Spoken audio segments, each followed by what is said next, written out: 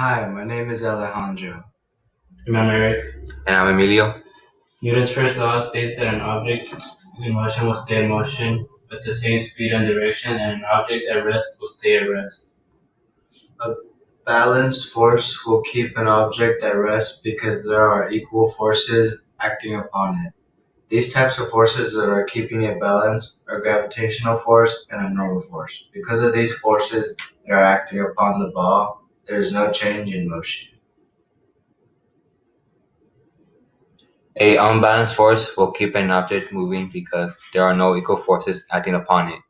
When the ball is kicked horizontally, there is an applied force which is greater than the friction force, while this is happening, the gravitational force and normal force are still equal, keeping the ball on the ground.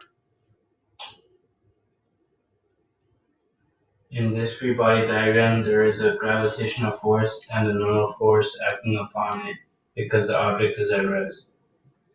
This free body diagram shows the ball is being kicked, giving it an unbalanced force. The applied force is greater than the friction, thus the ball moves to the right, but it doesn't do it because of the force of the gravity and the normal force. The acceleration of an object can be affected by an unbalanced force that is propelling the object in one direction. Applied force is being used in this because you push the gas pedal and it makes the forces unbalanced. Mass is a variable in the acceleration of an object. If the object has a greater mass, then it will need a greater force to propel it.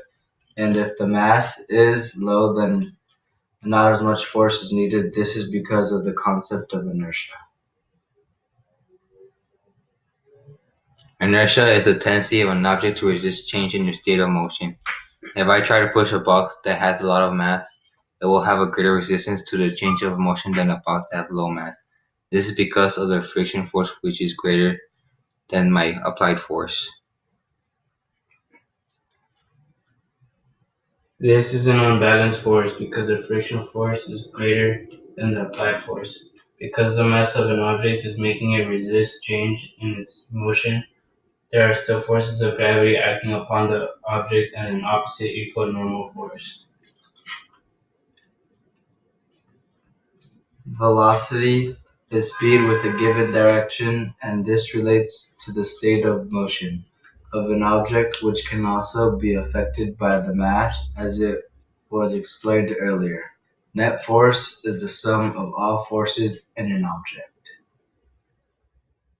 Created using Powtoon.